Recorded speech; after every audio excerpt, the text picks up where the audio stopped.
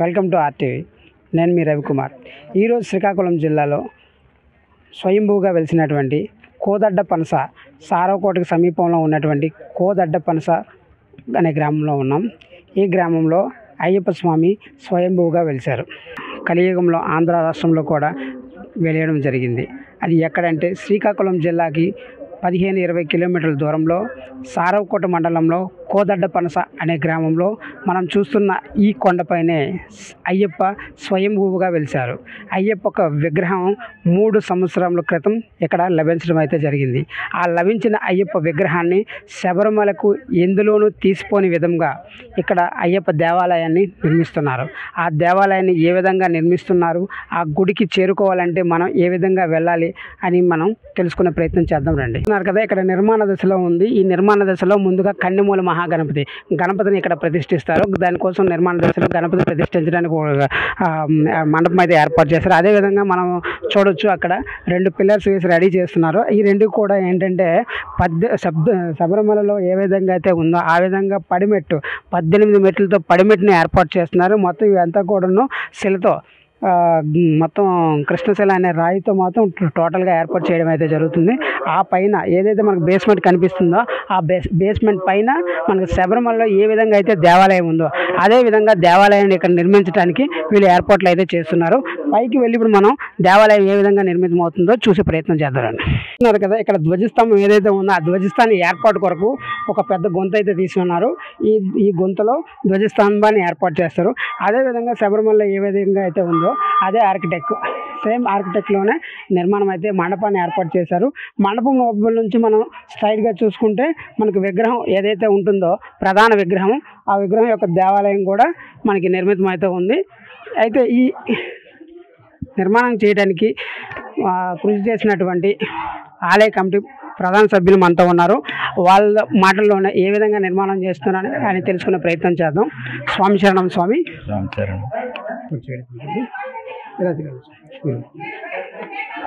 స్వామి, అసలు ఈ అయ్యప్ప స్వామి విగ్రహం ఎక్కడ లభించింది, ఎవరు ముందుగా చూశారు?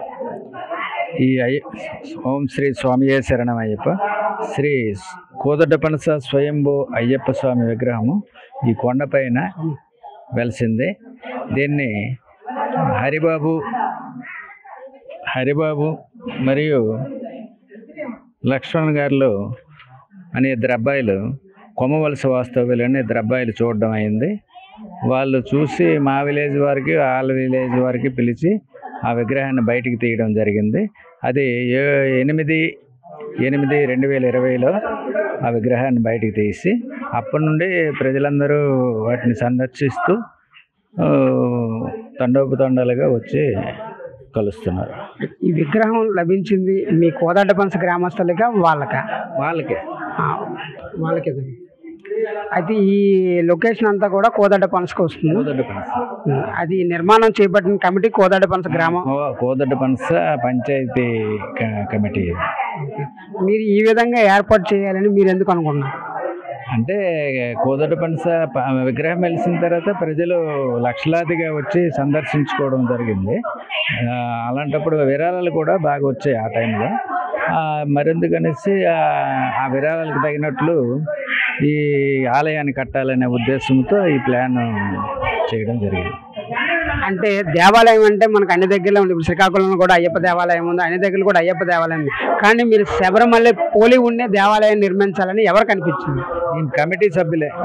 కమిటీ సభ్యులకు శబరిమలలో ఎలాగుందో ఆలయము అదే విధంగా అన్ని ఆలయాలు రాతితో కట్టాలనే ఉద్దేశంతో కమిటీ సభ్యులందరూ కలిసి నిర్ణయించడం జరిగింది.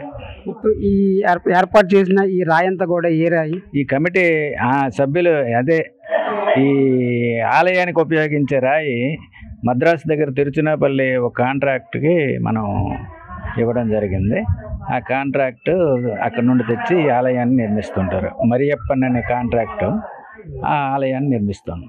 అయితే ఈ కాంట్రాక్ట్ మొత్తం సుమారు ఈ ఆలయం నిర్మించడానికి మొత్తం ఎంత వ్యయం అవుతుంది? అంటే ఆలయం నిర్మించడానికి ఎంత అని చెప్పలేము. కాకపోతే అతనికి 1,85,00,000 మనం ఒప్పందం కూర్చుకున్నాం. ఓన్లీ రాయిను చెక్కి తీసుకొని మా కట్టడం వరకు మొత్తం ఈ దేవాలయ నిర్మాణానికి భక్తులతో పాటు గ్రామస్తులు మొత్తం అనుకుని కడుతున్నారా? ఆ, ఈ దేవాలయ నిర్మాణానికి కమిటీ సభ్యులందరూ 1,00,000, 2,00,000 ఇవ్వడం జరిగింది. కమిటీలో 14 మంది సభ్యులు ఉన్నారు. కొంతమంది 2 లక్షలు ఇచ్చారు, కొంతమంది 1,00,000 కూడా ఇవ్వడం జరిగింది. అయితే ఇప్పుడు ప్రస్తుతం ఇక్కడ అయ్యప్ప మాలలు వేయటం కానీ మాల విరమణ చేయటం కానీ ఏమైనా ఇక్కడ జరుగుతూ ఉన్నాయా? అయ్యప్ప మాలలు వేయడము, అయ్యప్ప మాలలు మళ్ళీ విసర్జన కూడా ఇక్కడే జరుగుతుంది. అంటే ఫ్యూచర్లో శబరిమల వెళ్ళలేని భక్తులు ఎవరైతే ఉన్నారో వాళ్ళు ప్రస్తుతానికి మన రాజమండ్రి సమీపంలో ఉన్న దేవాలయానికి వెళ్తున్నారు, అదే మన ద్వారపూడికి వెళ్తున్నారు. ఆ ద్వారపూడి కాకుండా శ్రీకాకుళం ప్రజలకు అతి చేరువలో ఉండబోతుందని చెప్పుకోవచ్చా? ప్రజెంట్ ఇక్కడ మాలలు కూడా హైదరాబాద్ నుండి వచ్చిన వాళ్ళు కూడా ఇక్కడ మాలల విసర్జన చేస్తున్నారు. మాల విసర్జన జరుగుతుంది. హైదరాబాదు, విశాఖపట్నం, గరివిడి వాస్తవులు వీళ్ళందరూ వస్తున్నారు.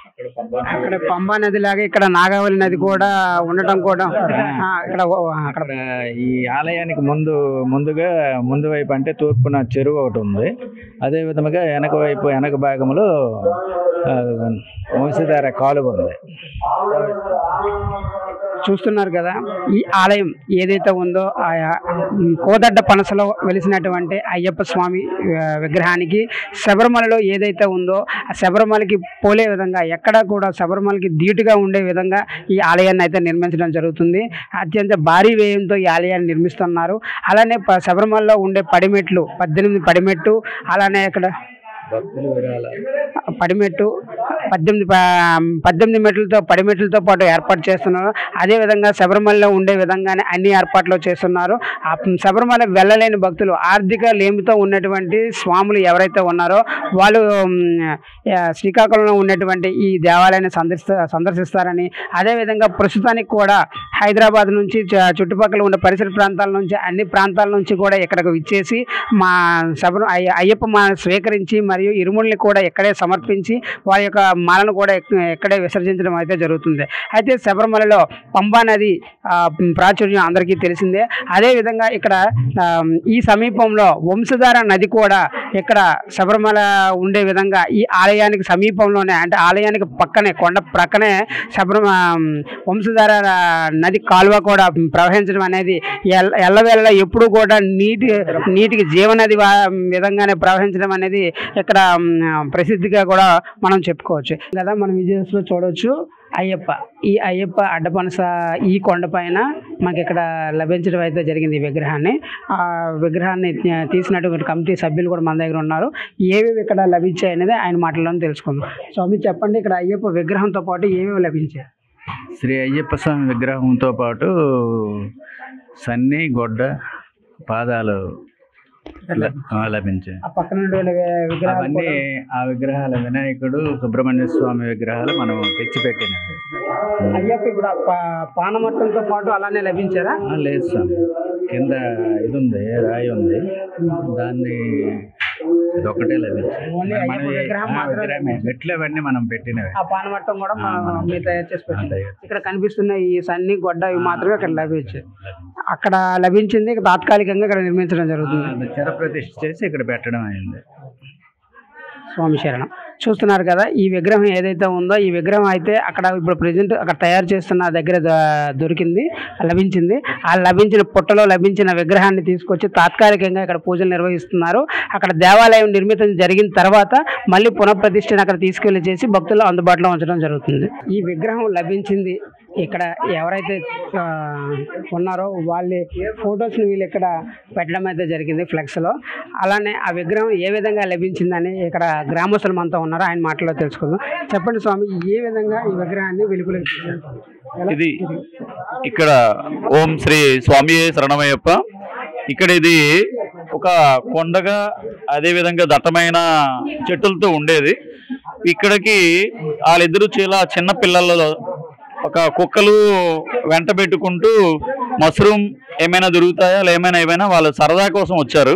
వస్తే ఈ యాక్చువల్గా కాలభైరవులే మనకి ఇది కనిపెట్టినట్టు నిజంగా చెప్పుకోవాలనుకుంటే కాలభైరవ స్వామి ఇక్కడ కనుగొనేటట్టు ఆ కుక్కలు ఆ పుట్ట ఉండేటప్పుడు ఆ కుక్కలు పుట్టని ఇలాగా కొద్దిగా గోకితే అదొక చిన్న విగ్రహం అనేది కనిపించడం అనేది జరిగింది. వెంటనే వాళ్ళిద్దరు పిల్లలు కూడా ఇక్కడ రుంకు హరిబాబు అండ్ సింగారి రామలక్ష్మణ అనే వాళ్ళిద్దరు కూడా అక్కడ వచ్చి అది కొద్దిగా చూస్తే విగ్రహం అనేది పుట్టలో చాలా స్పష్టంగా కనిపించడం జరిగింది. వాళ్ళు కొద్దిగా భయపడుతూ ఏముందో ఇంక తెలియదు కదా అని వదిలి మళ్ళీ వాళ్ళ గ్రామానికి దగ్గరలో ఉన్న కోతడ్డపనస గ్రామస్తులకు కూడా అందరికీ కూడా తెలియజేయడం జరిగింది. వాళ్ళందరూ కూడా గ్రామస్తులు కొమ్మవలస గ్రామస్తులు, కోతడ్డపనస గ్రామస్తులు అందరూ వచ్చి ఇక్కడ పుట్టని తవ్వడం జరిగింది. పుట్టను తవ్వితే అయ్యప్ప స్వామి విగ్రహం అనేది ప్రత్యక్షం అవడం జరిగింది అనమాట. ఈ విధంగా ఇక్కడ స్వయంభూ అయ్యప్ప స్వామి అనేది వెలయడం అనేది స్వయంభూగా జరిగిందనమాట. స్వయంభూగా అయ్యప్ప స్వామి విగ్రహం లభించిన తర్వాత వెంటనే మీరు ఇక్కడ ప్రతిష్ఠించారా, లేకపోతే అది దేవాలయం నిర్మితం చేయాలనుకున్న తర్వాత ప్రతిష్ఠించారు? అక్కడ చాలా రోజులు నెలలు కూడా అక్కడే ఉంది కదా, 6 మాసాలు ఎక్కడైతే మనకి ఏ పుట్టులో అయితే ప్రత్యక్షం అయ్యారో ఈ అయ్యప్ప స్వామి అక్కడ ఉంచడం జరిగింది. ప్రజలందరూ కూడా తండోపతండాలుగా, జిల్లా మొత్తం ప్రజలందరూ కూడా తండోపతండాలుగా వచ్చి ఆ పుట్టిన ప్లేస్లోనే చూడడం జరిగింది. అదేవిధంగా విరాళాలు కూడా విరివిగా ఇవ్వడం జరిగింది. ఆ ప్రజల యొక్క విరాళాలు ఇవ్వడంతోనే ఇక్కడ అలాగా ఆ విరాళాలతోనే ఈ దేవాలయం అంతా కూడా కట్టడం అనేది జరుగుతూ ఉంది. అయితే ప్రజలు వచ్చి విరివిగా లక్షలాది భక్తులు ఎప్పుడైతే ఈ అయ్యప్ప స్వామి దొరకడం, లక్షలాది భక్తులు వీక్షించడం జరిగిన తర్వాత పెద్ద దేవాలయాన్ని నిర్మించాలని ఒక మహాసంకల్పం మీలో వచ్చింది. అంతేనండి, ప్రజలందరూ కూడా వచ్చి తండోపతండాలుగా వచ్చి ఇక్కడ అయ్యప్ప స్వామి యాక్చువల్గా నేను అనుకుంటాను అయ్యప్ప స్వామి ఇక్కడ వెలిసారు కాబట్టి ఇంతమంది ప్రజల్లో ఆ అభిప్రాయం కలిగించారు. ప్రజలందరి యొక్క సహకారాలతోనే ఇక్కడ శబరిమలకి దీటుగా ఇక్కడ పెద్ద ఆలయాన్ని నిర్మించాలనుకుంటున్నారు. అదేవిధంగా ఇక్కడ అయ్యప్ప స్వామికి అక్కడ ఎలాగైతే ఎన్నైతే వనరులు ఉన్నాయో ఇక్కడ కూడా ఇటువైపు ఈశాన్యంకి పెద్ద చెరువు ఒకటి ఉంది. అదేవిధంగా అటువైపుగా వంశధార నది ప్రవహిస్తుంది. అక్కడ పంబా నది ఎలాగో ఇక్కడ వంశధార నది కూడా ప్రవహిస్తుంది. కాబట్టి ఇక్కడ కూడా దేవుడు స్వయంగా ఇక్కడ వెలిసారు కాబట్టి ఇక్కడ కూడా ఇది పవిత్రమైన దేవాలయంగా తీర్చిదిద్దాలని కమిటీ సభ్యులు అదేవిధంగా ప్రజల 50 మంది కూడా సహకారాలతో నిర్మించడం అనేది జరుగుతుంది. అయితే శబరిమలలో స్త్రీలకు అనుమతి లేదు. ఒకవేళ స్త్రీలు వెళ్ళాలి అనుకుంటే బాల్య వయసులో వెళ్ళాలి లేదా వృద్ధాప్యంలో వెళ్ళాలి. మధ్య వయస్కులకి ఋతుస్రావం ఉండే మహిళలకు అక్కడ అనుమతి లేదు. ఇక్కడ అలా అనుమతిస్తున్నారా? అంటే ఇక్కడ ఆలయము నిర్మాణ స్థితిలో ఉంది.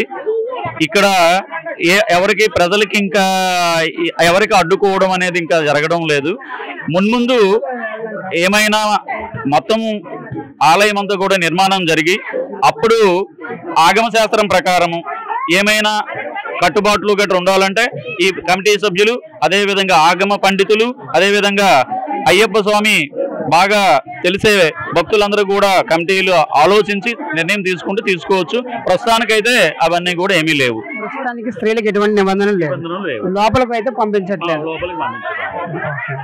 చూస్తున్నారు కదా, ఈ అయ్యప్ప స్వామి దేవాలయంలో విగ్రహం అనేది ఏ విధంగా లభించింది అనేది ఆ కమిటీ సభ్యుల మాటల్లో, గ్రామస్తుల మాటల్లో మనం తెలుసుకున్నాం.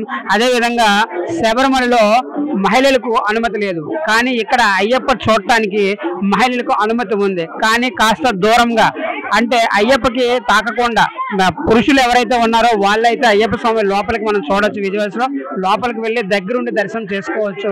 కానీ మహిళలు మాత్రం ఒక 5 నుంచి 6 అడుగులు దూరంగా పైన ఒక గేట్ ఏర్పాటు చేశారు. ఆ గేట్ నుంచే మాత్రం దర్శనం చేసుకోవచ్చు.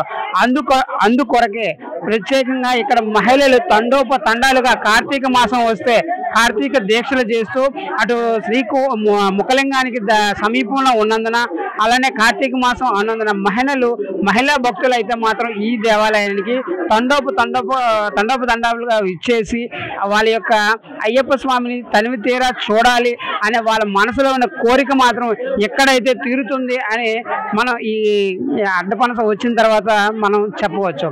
ఎందుకంటే శబరిమలలో మహిళలకు అనుమతి లేదు. అలానే ఇక్కడ ఆ రూపంలో అయ్యప్పని చూసి తమ మనసులో అయ్యప్పని చూడలేదు అనే బాధ ఉండదు, బాధ తొలగిపోతుందనే ఆనందంతో మహిళా భక్తులు ఇక్కడ వచ్చి చూస్తున్నారు. ఇలాంటి మరిన్ని మంచి విషయాలతో మళ్ళీ కలుద్దాం. RTV రవికుమార్, కోదడ్డ పనస నుంచి. మరిన్ని వీడియోస్ కోసం ఛానల్ ని సబ్స్క్రైబ్ చేయండి. లేటెస్ట్ అప్డేట్స్ కోసం వాట్సాప్ ఛానల్ ని ఫాలో అవ్వండి. అండ్ లింక్ డిస్క్రిప్షన్ లో ఉంది.